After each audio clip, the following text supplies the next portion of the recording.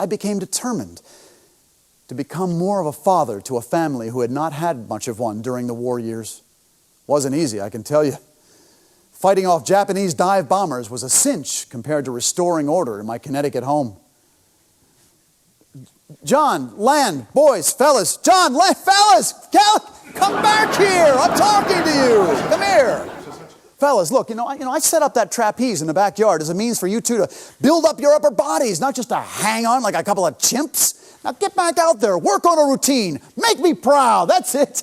Not you, Scott. No, Scott, you're way too young. I don't want you going out there. It's way too dangerous. Scott, come back here. You hear me? I'm talking to you. Yes, Anzi. Yes, of course, you and Reeve can go out and play, but wait, not until you've finished your creative writing assignment. Oh, no. I read it, and it's not good enough. Not for you, not for a Lindbergh. What are you crying for? Just go back to your room and finish the assignment. Stop crying. Look, your little sister's not crying, are you? Reeve, what are you crying for? Anne!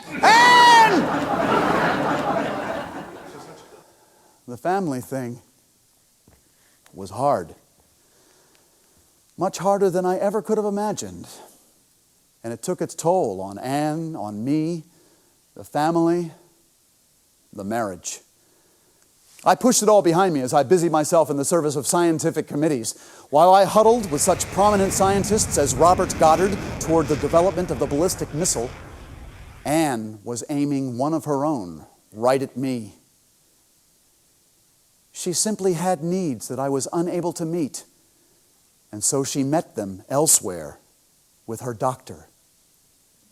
Under his care, she shook off her writer's block and completed her masterpiece, Gift from the Sea. It was a book of just over 100 pages that examined the pressures, conflicts, yearnings, demand faced by women and men, and the inner life that we all need to build to bring our outer life into balance. And it was a beautiful and brilliant book.